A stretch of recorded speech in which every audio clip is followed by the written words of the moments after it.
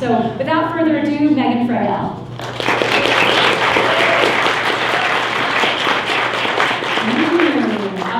Thanks so much for coming out tonight. Not only is it election night, but we got the snow too, so to have a crowd that's even this size is pretty amazing. And we've got two people who dressed for the occasion too, which is fantastic.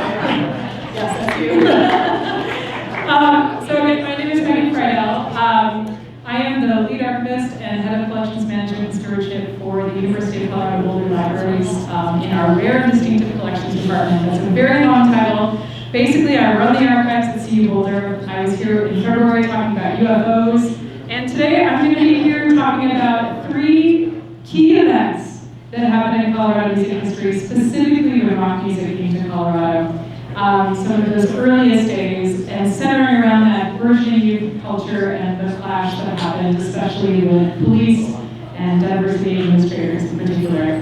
Colorado music history is a passion of mine. Before I came to CU, I was a curator at History Colorado, the State Museum in Denver, and I was the lead developer for many years on an exhibit that never came to light, much to my chagrin, on the rise of popular music in Colorado from the 50s to the 70s. I got to do all sorts of amazing things while I was working on that exhibit, including interviewing people who were part of the 3 events that I'm going to be talking about today.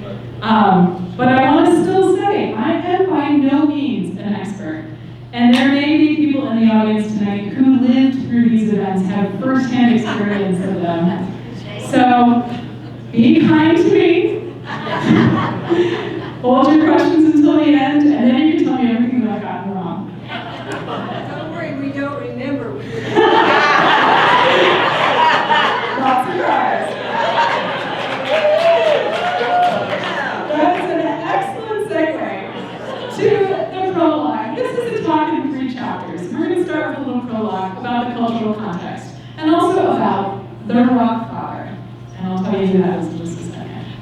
Okay, so entering 1968, 1967, especially in 1968, there is this massive rise of concern in Denver, Colorado's only urban metropolitan area at the time, about the rise of drug culture, specifically tied into hippies, rock music.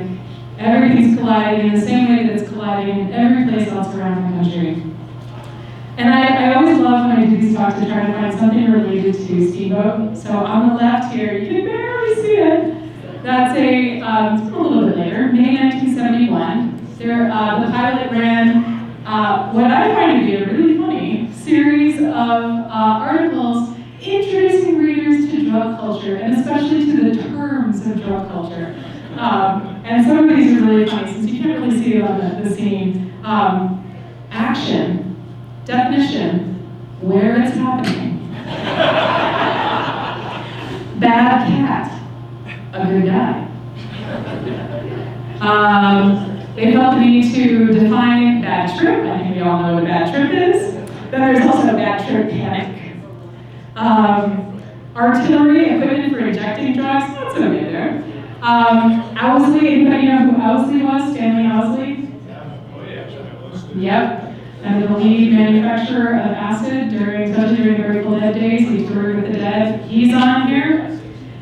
So the Steamboat wasn't immune to this. There's not a whole lot that was being reported in the pilot during this time, however. There was a 1968 marijuana bust. 2 young kids in South Route got busted for marijuana, but otherwise the pilot's very, very quiet. Denver, on the other hand, not so much. This is a collection of headlines from the Denver Post and the Rocky Mountain News. My favorite one on here is, rock and roll music is part of a Soviet conspiracy. So you can see here, and those of you who live this, you know this. During this time, mainstream, quote-unquote mainstream culture is associating drugs with hippies, with long hairs, with people who had beards, with rock music. So this is the scene in which we're entering. And entering into this scene is one man in particular. Who here has heard of Barry Fay? Oh, I love this! Yay! I actually live about 10 minutes from Barry's son, Jeremy, when our kids used to go to school together. So, Barry Fay, born in Chicago, 1938, Denver, age 27, and he starts out booking concerts on college campuses, super into the rock scene. And he sees Denver as this prime place. At the time, in 1967, when he starts doing this, you've got the music scene on the East Coast, you've got the music scene on the West Coast, and nothing in between. But what he's seeing is planes are still stopping in Denver. Tour buses need to stop in Denver on the way to or from either coast. So he sees Denver as a right opportunity to bring music, and he also is tapped into this youth culture. And he had dabbled in music promotion a little bit before coming to Colorado. One of the first shows that he booked was in Illinois at Rockford College. He booked the Birds in 1965. Not bad for a first booking. Today, Barry is considered one of the most gifted concert promoters and largely responsible for bringing rock music to Colorado. And we're going to get deep into that. And in particular, I just want to point out these two photos on the left and the right. Hopefully they're familiar to you. Got Mick Jagger with Barry on the left, and on the right, Roger Daltrey from The Who. These are both taken by my dear friend Dan Fong, who is considered today to be Colorado's premier rock and roll photographer. We have his archive at CU. And so Barry, back to Barry. Barry is really fascinated by this idea, and he's looking for models around the country. And the model that he looks to is San Francisco. And in particular, the work that Chet Helms is doing.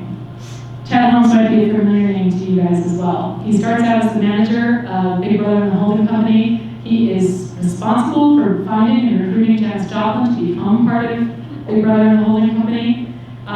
He is responsible for organizing free concerts in Golden Gate Park, which become part of the Summer of Love, 1967 Summer of Love. And with his production company, The Family Dog, starts booking nationally touring acts at the Avalon Ballroom in San Francisco. So there we go, moving into chapter 1 here. So by the time you are done today, you're going to understand just how pivotal Barry Fay is in the development of the rock scene here in Denver. So Fay, this young, brash, if you're familiar with Barry Fay, if you've ever met Barry Fay, you know that he was volatile. I've talked to many people who remember him picking up his rotary telephone from his desk and throwing it at them.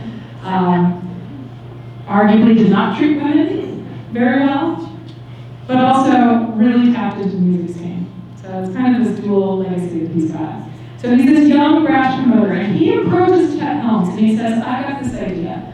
I want to open a branch of the Family Dog. I want to open a rock club in Denver. This has never been done before. Hard to believe today. And so the Family Dog Rock Club is born. 1601 West Evans. At the time, that's like the edge of Denver. Right on the edge. It was a former strip club owned by attorney Francis Salazar, rather unsavory character in many ways. Ended up going to jail several years later for basically laundering money. Francis goes on to act as an attorney for the club, and we'll see why in a little bit later. Develops this logo for the club. It's hard to see on the left, but it's essentially the Family Dog logo surrounded by an image of a Native American man. That image is, was heavily used in drug culture, rock culture, so kind of not surprising to see it show up here. So this is what the Family Dog looks like today. And it was open for 10 months. That was it. It was incredibly pivotal. Inside, Barry and his cohorts paint a 50 by 100 foot painting on the concrete floor of what they call the mandala. This with the logo in the middle. This is a representation of what it looked like. There are no existing photos that we know of from the inside of the club. There's only one thing that was recorded inside the club, which we're going to listen to a little bit later. So this mandala, this is a representation of what it might have looked like, and this comes from a really great documentary about the Family Dog Rock Club that was produced a couple years ago by Dan Barsky and Scott Montgomery called The Tale of the Dog. So it's kind of got these zodiac symbols with the Family Dog logo and the back on the floor. So this is the floor of the rock club. This is the family dog. These are the main characters responsible for this club. So Chet Helms, as we mentioned, on the left, the great promoter from San Francisco. Barry Fay, that's from a little later. It's from a Fleetwood Mac show at Folsom Field in 1977. But Barry didn't change too much. Second from the right is Tony Guillory. Tony was the manager of the club, became really central in a lot of the legal battles that the club went through really quickly after that. And then on the right, a really pivotal figure for the club as well, Mark Arno. Mark was responsible for Diogenes Lanternworks. So another thing that made the club so remarkable was that it had the biggest liquid light show in the West Coast, or so Arno said. According to Arno, there was something like 20 overhead lights, 36 slide projectors, 6 16mm projectors, a half dozen homemade magic lantern contraptions, 6 strobe lights, and then 36 strobing black lights. The main Denver projection screen was a huge wraparound that went all the way around the stage, 25 by 100 by 25 feet, and 10 to 14 people manned this light show. So it was a psychedelic light show happening right behind the stage as the band was playing, where they would project images and manipulate them with slides, with colored shells, with liquid, as it was happening. Could not be recreated. And I found this wonderful review from the Family Dog, September 15, 1967, written by the Denver Post's then music critic, Jim Pagliasotti. The music is belted out of electronic units 5 feet high. Some people actually said 12. And it's so pulsating, you can actually feel it against your legs and the bottoms of your feet. This, coupled with psychedelic pictures projected on 8 screens, constantly pulsating to the rhythm and changing color, plus the black light playing on the fluorescent zodiac floor, creates the wildest illusion you can imagine. Now I see why the hippies say you think you're going to blow your mind. So, the Rock Club opens September 8th of 1967. But before that, and actually I just realized I put the wrong date on this. Let's just say September 24th, 1967. In order to promote the club and bring people to the club, Barry and Chet Helms decided to put on kind of Denver's own version of the Summer of Love. And that's the Human Being at City Park in Denver. This was solely to promote the dog, to get people to understand that rock music had come to Denver and get them to start coming to the club. About 5,000 people came. Timothy Leary was there, spoke to the crowd. The Grateful Dead played. You can see Jerry on the left here, and then that's the, on the right is a picture of the Dead's puffy amplifiers. Odetta played, Captain Beefheart. Anybody heard of Blowfire and the Hand People? Yes! All right. One of my favorite Denver bands that came out of this era, known for their use of the theremin, and definitely psychedelic and trippy. And Ken Kesey was also there. The event included an acid test in front of the fountain at City Park, a parachutist who landed in the polo fields, and the crowd was encouraged to open their minds and turn toward the setting sun. Reportedly very peaceful, and there's really not much mention of this in the Denver Post or the Rocky Mountain News, so by all accounts, this was rather successful. So Faye, as I said, opens the club on September 8th. Opening night was Janis Joplin with Big Brother and the Holding Company. Over 3,000 people attended on both nights. So this is a selected list of shows. There were actually only 16 weekends of shows total. I love the reactions people are having. Yeah, I just pulled out the ones that I thought people would recognize. The Grateful Dead played. Look Around the Hand People. The Doors. This is actually their first ever show after they had made it big. Their promoter, their manager had asked Barry to listen to some early takes from their album before the album even came out, and he loved it so much that he had this show booked and ready to go. Buffalo Springfield, Jackson Airplane, Chuck Berry, because Chuck Berry, as many of you might know, was a massive, massive influence in a lot of younger rockers during this time. Canned heat. We're going to get into canned heat. And then the Doors come back for a New Year's Eve show. As you can see, very short run of shows. Ends up closing June of 1968. We're going to get into why in just a second. So I mentioned that not much has been recorded from the Family Dog, but there is something. Let's see if I can do this. Amelia and I were trying to figure out how I could possibly do sound for you guys, and we think we figured it out. There is a recording of the Doors live at the Family Dog, and I'll just play the first couple lines for you.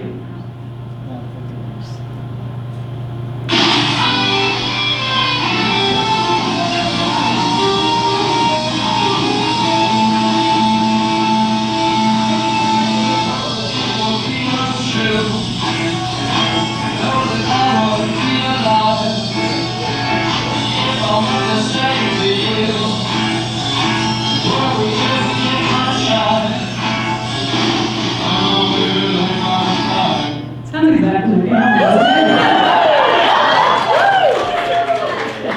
But believe it or not, that is actually live. So there was another show that was recorded live there that I was trying to stop on the Mothers of Invention, but that's it. That's all that exists from inside the show, inside the club. The Grateful Dead were actually supposed to open for the first show. They pulled out, but can you imagine walking into that club and seeing Janice and the very first show ever of the very first rock club in Denver? So Barry said about that first show, my knees and chest started to shake. I'd never heard anything that loud in my entire life. And he describes this wall of floor-to-ceiling amps, the loudest volume possible. He also had a story about Jim Morrison before he goes on stage for that first show by the Doors, that Jim, before the show starts, walking around the Family Dog, and he finds this massive vat of floor sealant for the concrete floor. Opens it up, sticks his head in, takes a massive, and goes on stage and plays.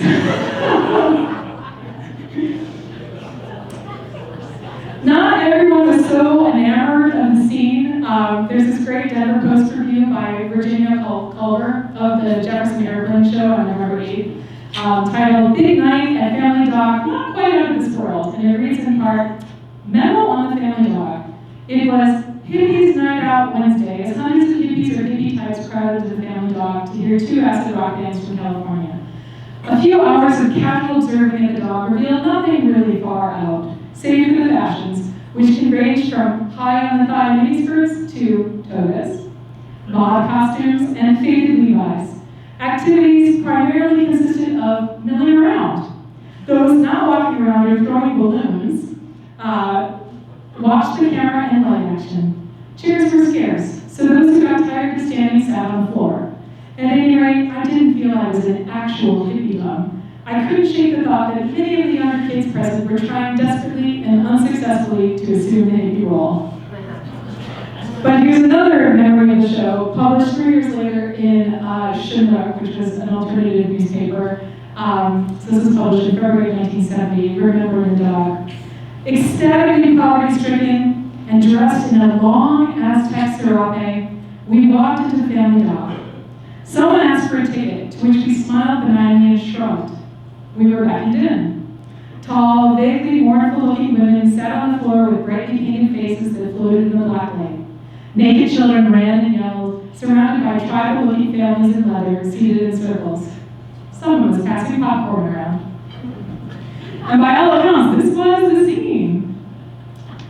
So some of the best documentation of the dog actually comes from the poster art, and we are lucky to have many pieces of poster art in our collections at CU.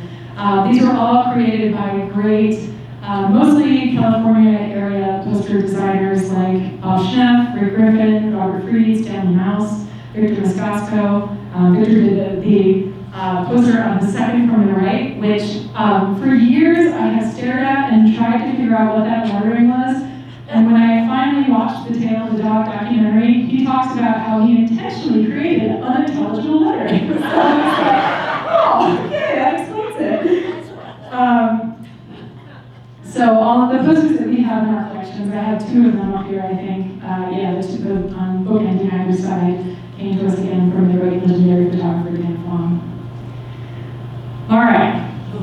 now we're going to get into the meat stuff. So almost immediately, the family dog attracts the attention of Detective John Gray, who in one of my favorite Rocky Mountain News articles is labeled Scourge of Hippies. He was a narcotics officer with the Denver Bureau of Intelligence, and he and his partner Jim Rivia automatically started targeting the dog.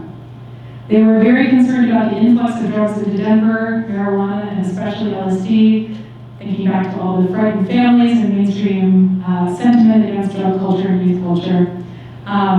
He was a former Marine, very straight edge, and by his own account was a quote-unquote dedicated foe of hippies. Gray was actually interviewed for the Tale of the Dog documentary, which was a massive coup for Dan Zawarski, and he recounted people throwing joints on the floor the minute that he went in, or rushing off to the bathroom to presumably flush down their LSD. In 1969, this is actually a still from KWGN, some of you might remember, which is one of the 3 Denver news stations at the time. When I worked at History Colorado, we had their entire film archive, and I actually found the footage for around Gray that went into the Tale of the Dog documentary, including this still. He's a rather soft-spoken guy, considering how reviled and feared he was by Denver's youth and hippie community. So in this interview, the interview says, "Do you feel like the youth are corrupted by the hippie movement?" And Gray said, "Yes, I have to say that I believe that's true. I think they probably created an increased drug problem, and they also exerted a bad influence on the youth of our community." And almost immediately, the dog starts fighting him. And this becomes their downfall. So, Gray and the club owner started pairing off, fighting both in court and also in the family dog. Chet Holmes in 1969, thinking back on this, said, "We always ran a clean operation and feel that we were being unduly harassed. The family dog provided jobs for between 60 and 70 people who would normally fall into the unemployed category." And things start to go south really, really fast. So remember, the club opens in September 1967. In October of that year, the club owners and management filed suit against Gray, trying to get him removed and banned from the premises. In retaliation, the police filed charges against the club, saying they don't have proper licensing to be open as a quote-unquote cabaret. On October 21st, 1967, the band Camp Heat was arrested for drug possession by Gray, who had a search warrant to go into their hotel room. We'll talk about that in a second. Thereby missing much of the show that they were supposed to show up for and play. The next day, the court bans Gray from entering the club, finding probable cause for him harassing youth trying to come to the club. The next month, the charges against the club are dismissed. The city finds that they did have the proper licensing, but at the same time, Gray's ban against the club is also dismissed. Right after that, the suit against Gray moves from Denver City Court to U.S. District Court. It's a civil suit alleging that he is violating civil rights by bodily searching, requesting IDs from anybody who enters the club. As a result, Chet Holmes, who was supposed to be paying for the rent and the ads, pulls out in December 1967. So this all happens within the span of about 3 months. These are some great Denver Post photos from John Gray on trial when the family dog was trying to get him banned from the club. On the left is Tony Guillory sitting next to Chet Holmes. And then reportedly, according to the Rocky Mountain News, over 100 hippies entered the courtroom to provide support for the family dog. And you can see down on the bottom of that, that's John Gray with his lawyers. And I'll read out the Rocky Mountain News report, because I love this. Will Denver Police Detective John Gray be allowed to re-enter the family dog? More than 100 hippies, wearing bells, beards, and beads, packed the courtroom of District Judge John Brooks Friday for a hearing on the question. Salazar, meaning Francis Salazar, owner of the family dog building, becomes the attorney for the dog, turned Gray the ringleader of a group of policemen who he said are indulging in persecution, not prosecution, of teenagers frequenting the hippie night spot. Gray, Salazar charged, is behind a concentrated effort by police to run out of town people they consider hippies and to put the family dog out of business. Narcotics Detective Gray, Salazar said, makes a habit of taking these young people, putting them against the walls and searching them, asking them if they know what kind of place they're in. The University of Denver student newspaper also reported on this, about the dog trying to have Gray barred from a dance hall. Chet Helms, the owner of the dog, told this reporter that Detective Gray was creating a raid situation when he and his fellow uniformed officers checked IDs of the dog's patron. This, Helms went on to say, was the main reason the dog wants Gray kept out. And then it goes on to say, nearly 100 bearded and bespangled hippies. So if you look at this, I'm not seeing too many bespangled, beaded, and whatnot. Gave witness for their music and light shows in the nightclub, The Family Dog. This is the best part of this. Many hippie warlocks had magic stones strung around their necks to ward off evil vibrations. One such warlock suggested Detective Gray try to exchange vibrations with him, and then Gray would have a better understanding of hippies. Bill Fleming, the local hippie, said that he doubted the dog would win a complete victory because police are needed to keep order. Another hippie, hearing this, said that keeping order was okay, but harassing people who were within the law was a bad scene. The hippies undoubtedly will be in attendance at district court until this case is finally decided. One wonders when magic spells will be cast in the city and county level when this is over.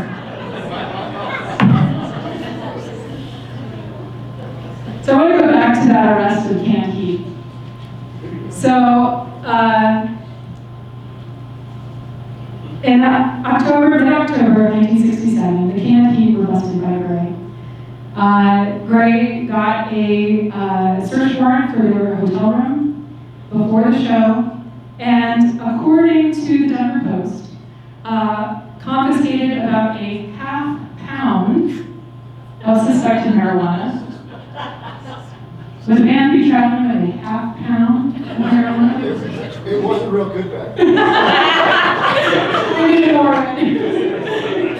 A 22 revolver hidden in a pair of shoes, 5 hand-rolled marijuana cigarettes, and a small quantity of suspected hashish from a dresser drawer. So here on the left, or the right rather, is all members of the band appearing in court several months later. And when you listen to the interviews with members of the band and with their former manager, of course they say that this was planned. They recall Gray and Loretta reaching into their pillowcases with a closed fist and then pulling out, oh, magic, look, we found 5 hand-rolled cigarettes here. 5 Camel cigarettes. Hand-rolled cigarettes, not Camels. This leads to Canned Heat's, one of Canned Heat's famous songs, which were released the following year on their album Boogie with Canned Heat, My Crime. And I thought you could listen to a little bit of this if you don't mind. Okay. You can't do a talk on music without listening to music. Okay, let me find this. Here we go.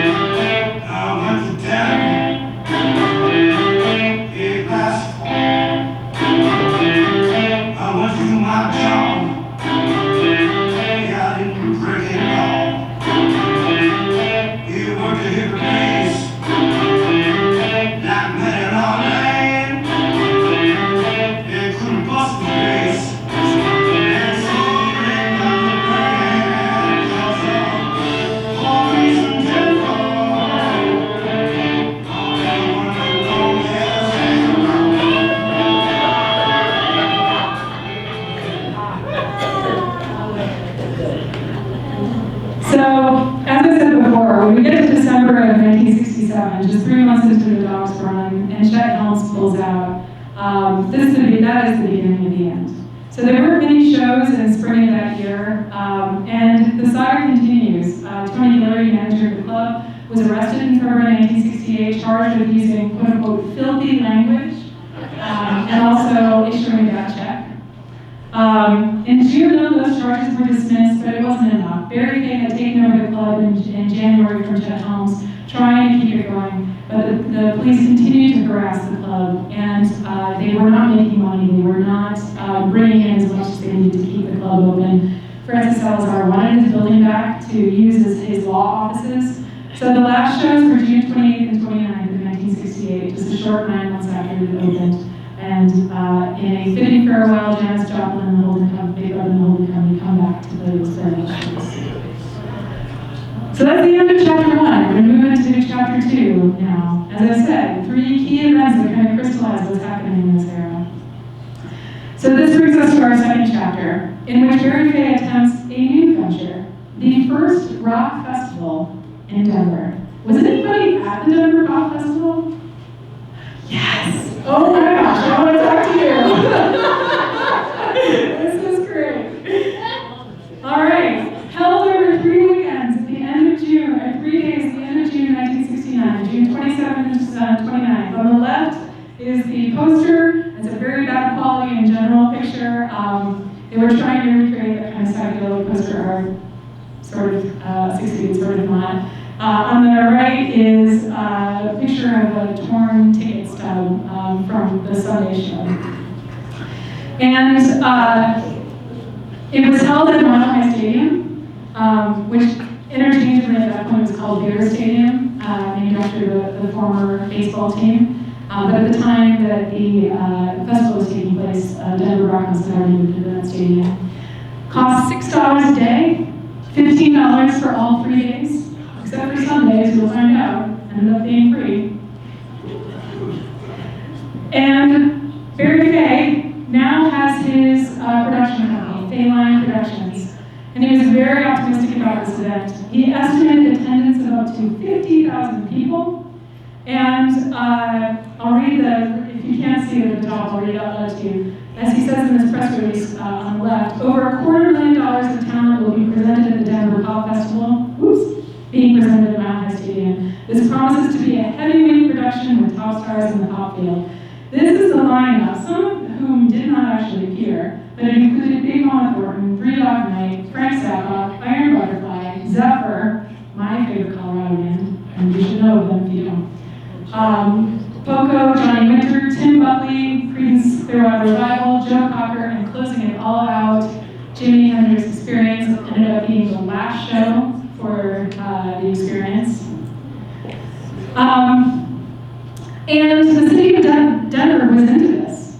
They designated a temporary camping spot for the festival at West 6th and Federal. It was on a vacant piece of land that once housed a tuberculosis sanitarium. Hey, why not? And at the same time, this campground was also meant to be used for a simultaneous event happening, Liberation Week, which is a week of anti-war protests and marches planned by the American Liberation Front that coincided with the festival. And the hope from the organizers was that the festival was going to take away from some of the anxiety that city administrators had about Liberation Week and the anti-war protests happening. And so the first day of the festival started without incident. Big Mama Thornton, wonderful blues singer, opens. And the great thing about the Pop Festival is there are several bootleg recordings, and I'm going to play a couple of them for you. So I'll play right now, Big Mama Thornton, live at, this is Go and Slow Down, live from Denver Pop Festival.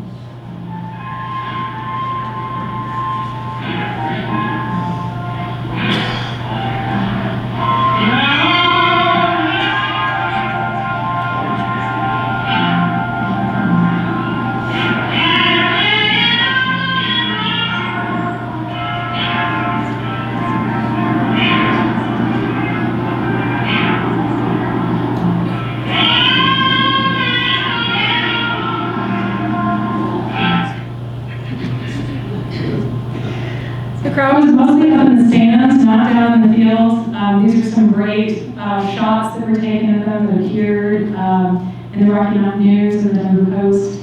Also play this really quick piece of Frank Zappa, that was an invention he played later that day on Friday, June 27th. Let me find that.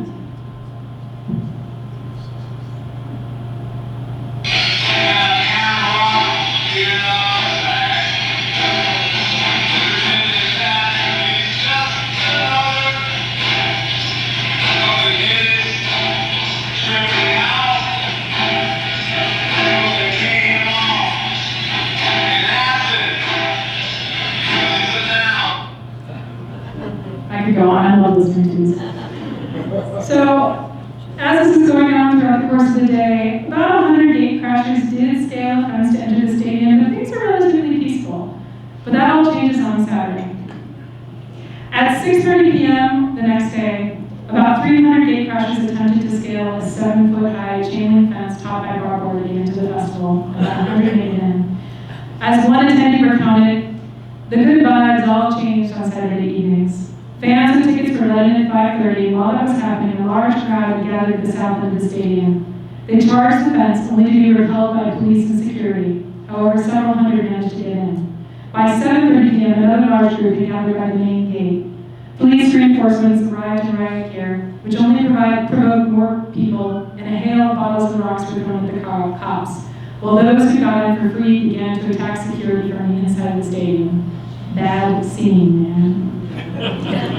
Sergeant Wally Horn, who was in charge of the police at the festival, ordered police to release tear gas on the gate crashers, but according to the Denver Post, these gate crashers dashed in, grabbed at the smoky cans using their bare hands or blankets, and lobbed the gas right back inside. The gas that was tossed back inside was caught in the wind and sent drifting all the way to the north end of the stadium, affecting those who had bought tickets and who were inside. Sergeant Horn also said that the youths, many of them long-haired and some of them shirtless, had thrown water-filled bottles, cans, boards, rocks, and even pieces of pipe at the police.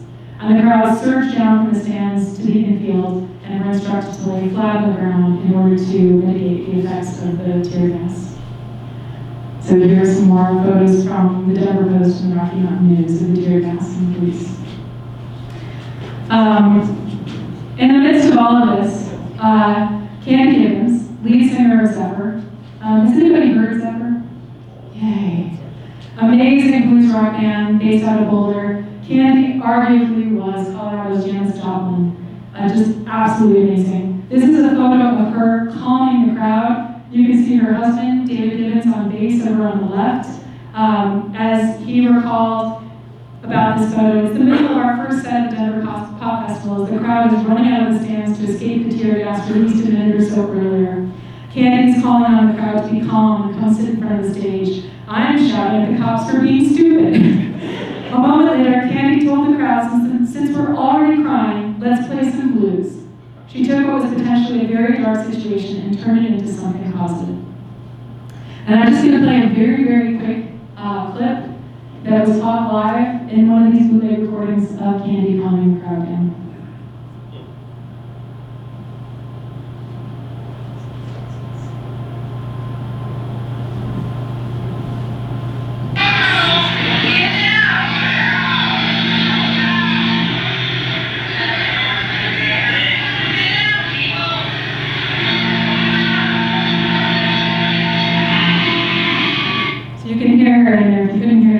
She's saying, get down, people, urging people to get down on the ground, to put their faces on the ground so the tear gas doesn't affect them.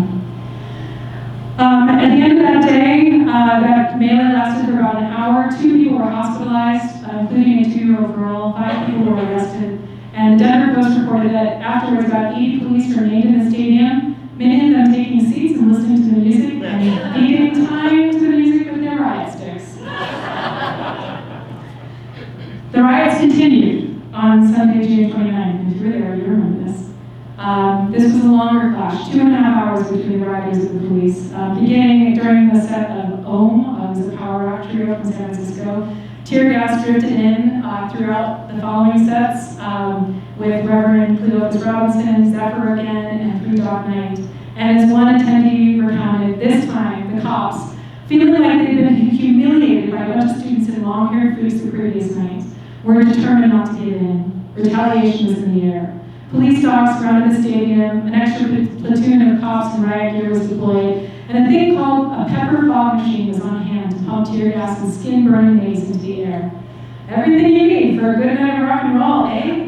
Mace me, baby, said no one. So this provoked the crowd to throw more rocks, which in turn provoked the police to use the pepper spray. As kids tried to get away, they were clubbed and arrested. And finally, about 400 people were let in, and the crowd became calm again. And the Denver Post reported that the spirit of the crowd was somewhat deflated, though, and a fine set by England's Joe Cocker was only mildly deceived. Jimi Hendrix's Experience went on as the last show that night. As I said before, the band broke up immediately afterwards. That was the show that basically provoked bass player Noel Redding to leave the band, and he never performed again as a band. So in the aftermath of all of this, what does this mean for Barry and for rock music in Colorado? It's not good. Joe Siaco Jr., who's the manager of Parks and Recreation for the city, told the Post that as long as I'm manager, my recommendation will be no more programs of this sort here. The festival took just over a little $21,000, but that was offset by over $3,000 worth of damage to the stadium and over $6,000 worth of police car costs. And there was so much anger at Barry and Phelan Productions, and many people blamed Faye.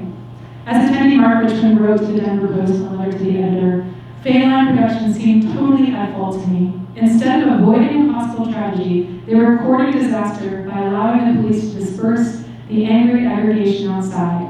Instead of allowing the 500 youngsters inside, an idea which was even voiced by some of the onstage performers, and then allowing them to orderly fill up the city campground, orderly fill up the 2,000 empty seats, someone, meaning Barry, said no, and the police riot squad had to come. So, in essence, blaming Barry for trying to make money by not allowing the gate crashers to come in. Even the city campground that was provided for the festival was protested afterwards by Denver residents, who, according to the Denver Post, complained of, and this is a quote, campfires, disturbing the peace, public copulation, use of fireworks, theft, and trespass on private property. So this brings us to our last chapter, the third event, the riot at Red Rocks. So the legacies of the Family Dog and the Denver Pop Festivals were really hard ones for Faye and the city of Denver to overcome. After the Pop Festival, the city was increasingly weary of booking rock acts at city-owned venues. And Barry did try. He opened the Mammoth Gardens. Anybody go to a show at Mammoth Gardens? Yay. Now the Fillmore Auditorium at Clarkson, I love this. I knew there were going to be people who did this. At Clarkson and Colfax in Denver. So this opens in 1970, and immediately it starts attracting the same sort of police attention, closes down after a number of months. So Barry turns his attention instead. Here we go. So April 1970 opens Mammoth Gardens, Vice Squad starts to come, district attorney, same claims as before with the Family Dog, widespread use of marijuana, curfew violations, and a quote-unquote permanent hippie population living in the building. So it lasted for only a short 6 months. And I love this poster on the left. This is from our collections at CU. Support Mammoth, Mammoth being the mammoth, standing on top of the pig. So Barry turns his attention instead to Red Rocks. And this is where the last chapter is going to be. So the first show that he books there is Jimi Hendrix's Experience again. So this is actually before the Denver Pop Festival. Vanilla Fudge, The Soft Machine, and Your Appearance. That's September 1st. And that's, you can't really see that picture on the bottom, but that's actually they used to allow people to come and sit on the Red Rocks themselves to watch shows, and so that's some people sitting and watching the show. The show there was $4.50 a ticket.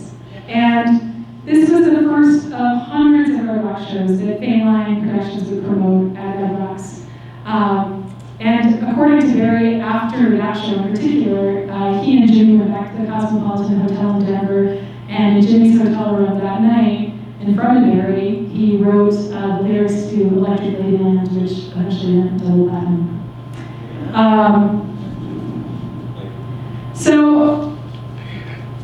But after this show in 1968, because of all the troubles that they had had with the family dog, with the Denver Pop Festival, with Mammoth Gardens, the city is really, really leery about booking rock music at Red Rocks. But they decide in 1971 to give it a try. And the first show that Barry was allowed to bring, first rock show, is Jeff Hurtal. It was sold out 2 weeks before the show. Supposed to be the first rock show to bring back Denver's engagement with rock music. And on the night of the show, an estimated 1,000 to 2,000, you can see different reports, fans arrived without tickets. Initially, they were directed that they could climb up on top of one of those iconic red rocks to watch the show. But 1 hour before showtime, fans began climbing down a wall into the venue and charging the gates. The police responded. Tear gas again. But this time with helicopters dropping tear gas. Launching the biggest riot in Red Rock's history, one of the biggest riots in rock and roll history. I'm always surprised when people don't know about this. Fans began throwing rocks and bottles at the police, tipping cars, setting cars on fire, like on the left, throwing rocks at police cars. I'll show you a picture of a broken police car with you in a second. Even, as I said, he's setting one on fire. And due to the shape of the amphitheater, with the rocks on either side, when the tear gas was dropped, it stayed in the amphitheater. So the opening act for that night for Jeff Hurtal was the Big Stu Taylor. He was forced off stage. Jeff Hurtal, in those days, the bands didn't arrive on time or early. So in the middle of the riot, Jeff Hurtal arrives with her manager.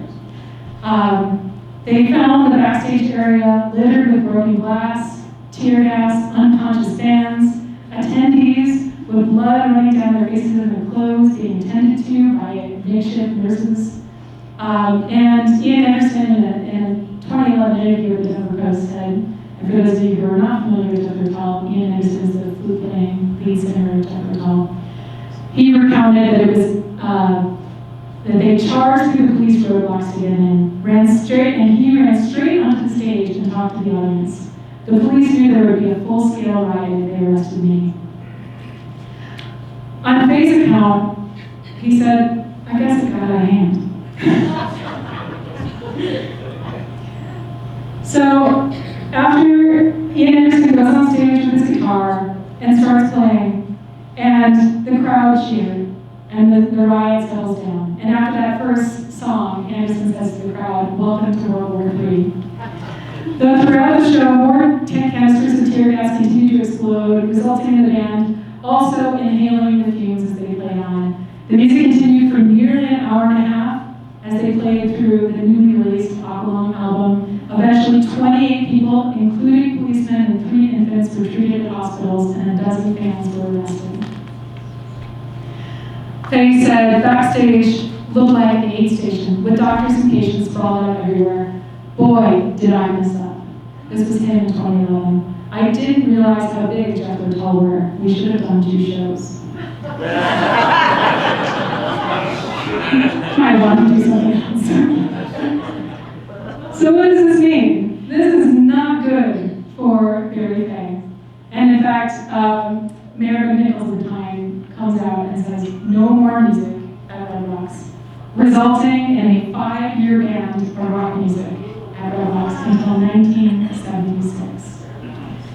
In the aftermath, Sam Feiner said he wouldn't allow any more rock events at all. Luckily that happened. And the only event that's been more catastrophic than that at Red Rocks was a 1996 performance of Fish, after which riots broke out there as well, and Fish was not allowed to return until 2009. So Barry went on to produce, despite all of this, artist, he kept persevering. He went on to produce the Colorado Sunday series at Folsom Field and Steve Boulder. There are two photos from those on the left here. Jerry Garcia was at Grateful Dead in 1972 at one of their first performances at Folsom Field, was their first performance at Folsom Field. And then a really great multiple header in 1977 that featured Bob Seger and Silver Gold Band, also with Dizzy Mac. Those two are also from our Dan Ball collection at CU. Barry also is famous for bringing U2 to Red Rocks in the early 80s. He ended up in the Colorado Music Hall of Fame after his death in 2013. Sadly, he had a pretty serious gambling addiction towards the end of his life, squandered most of the money that he made as one of Colorado's most successful music promoters, and died bankrupt.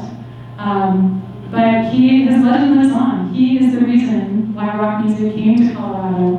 And those are the three key events that happened in Colorado's music history that really kind of crystallized that clash between youth culture and mainstream culture that was happening around music in Colorado at the time. And that's all I have to tell you for storytelling hour here. So if you've got any questions, I'd love to hear them.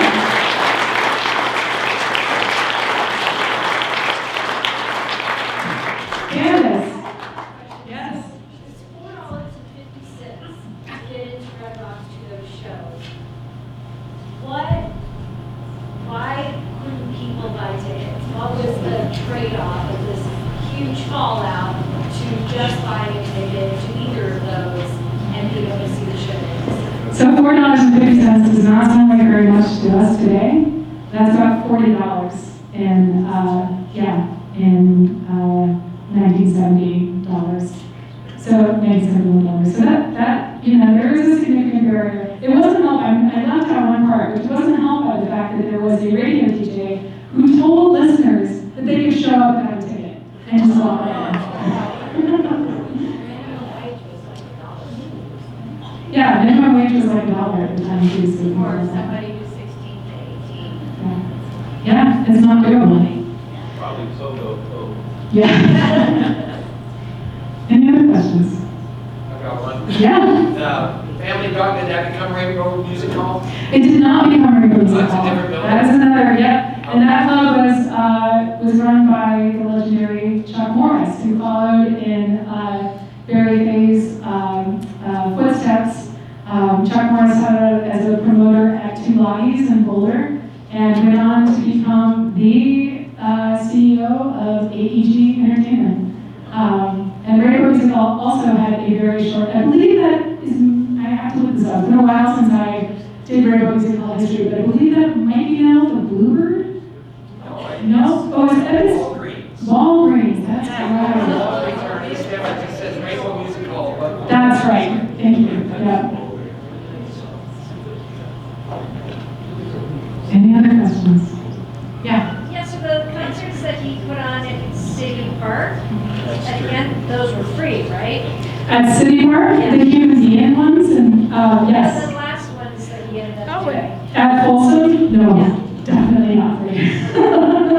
No, there's some really, really wonderful pictures at Folsom Field of the whole entire stadium packed from field all the way to the top of the stadium of people, which, in recent years, music has come back to Folsom Field, but there was a very, very long period where rock music was not allowed in there at all. So there are really, really wonderful pictures. But no, they were not free. He was out to make money. Yeah. I guess the Beatles played Red Rocks like in '71. It was like their only show they didn't sell out. Yeah, so that was actually, I'm going to get the date wrong, but it was their first tour in the US, I want to say 64. Yes. They did it for 20 minutes. Yes, and there were 6,000 people in the audience. Red Rocks told us 9,000. Yeah. And actually, that, for those of you who went to shows back in the day, set, I'm looking over you because I know that you've been to some of these shows. You'll remember, sets weren't an hour and a half the way that they are today. Oftentimes they were just 20 to 30 minutes, which is why for that first Red Rock show that Barry did with Jimi Hendrix, he also had Vanilla Fudge and all of the other two bands on the bill too, because that's the only way he could make it last as long as they did to last. That begins to change in the early 70s, but in these early days, no. Yeah? So I went to an Eagles concert at Red Rocks in 1975, which were they not considered rock. And the program also advertises ZZ Top coming. And so yeah, it was before 76. Yeah, so there's debate about when the ban was lifted. Barry was not allowed to book the two shows that you were mentioning. So it was more a ban against Barry. Does it say Cameron Productions? Oh my goodness! Okay, so maybe we have the wrong date. Okay. All right. We'll call it 1975 instead of 1976. Interestingly, on the Eagles related note, here's a piece of trivia. The Eagles played their second show ever as a band in Boulder at two lobbies. Their first show ever as a band was in Aspen. They tried out, this is when they were, because they're basically what we would call a boy band today. They were manufactured by Bill Simsick, their producer, and their manager. And their test runs were in Aspen for I think it was 3 nights, and then they went to two lobbies to play for 4 nights to reportedly 8 people in the audience. Can you imagine? I would love to see that. This is a bizarre question, but somebody who grew up in this and fought to have it legal. So this is a thing, like a cultural thing where, like, you have a job and you're researching this and we are history now, thank you. It's just fascinating to me because all the negatives you brought out, it was terrifying as a young teenager too to be at those concerts. And yet also be part of that Truman Show type parents that evil, wicked, mean and nasty. You're not going to say that, don't be such a fool. I mean, it was a very, the energy was so strong on fighting to have it be happening. And yet there were so many, it seemed like San Francisco was easy. Yeah. The Grateful Dead, I was at that concert in Boulder at Boulder Field, and they played for hours. That was really cool about that. And the Colorado Mountain Rain came across that day. But I'm just fascinating that this is an accepted cultural thing now. I know. Yeah, and I get to talk about and research this for my job, which is great. But yeah, so Colorado is really interesting. I like what you said about it being easy in San Francisco. Colorado is different because of its geographic isolation. And the fact that music is coming to Colorado much later than it is to some of the East Coast and the West Coast. We had radio DJs in those days, but freeform radio doesn't really start to come around until 1970 or so. So freeform radio obviously being when DJs could play whatever they wanted, so they weren't beholden to playing what the record companies wanted them to play. Yeah, so there's this underground scene here that starts in the 60s, centered around the Denver Folklore Center, which was the center for folk music, but then also became the place where anybody who felt like an outsider who was interested in music could go. So that's where Otis Taylor, the great blues musician, used to go. That's where Tom Bolin, who ended up playing guitar for Deep Purple, but also played the Zephyr. That's where he used to go and just sit and jam and be with people. Denver's really conservative. It doesn't become the hub for the counterculture until 1971-72, after the great earthquakes started happening in California, that drive a lot of those musicians and a lot of those communities, spiritual communities in particular, into the Rocky Mountains. So the early 70s is when you have that influx of communes popping up in southern Colorado and in the Front Range outside of Boulder. That's when you have a lot of the spiritual ashrams beginning to be developed. That's when you have a lot of musicians moving here, Stephen Stills, building his cabin up in the mountains. Trying to think of some of the musicians associated with Caribou Ranch moving in. The Caribou Ranch recording studio opens outside of Midland. But this period, 68 to 69, is all before that. Joe Cocker, I mean, that's later after he gets sober. Yeah. All right, I think we're at time. time. If you got any more questions for me, feel free to come up and chat.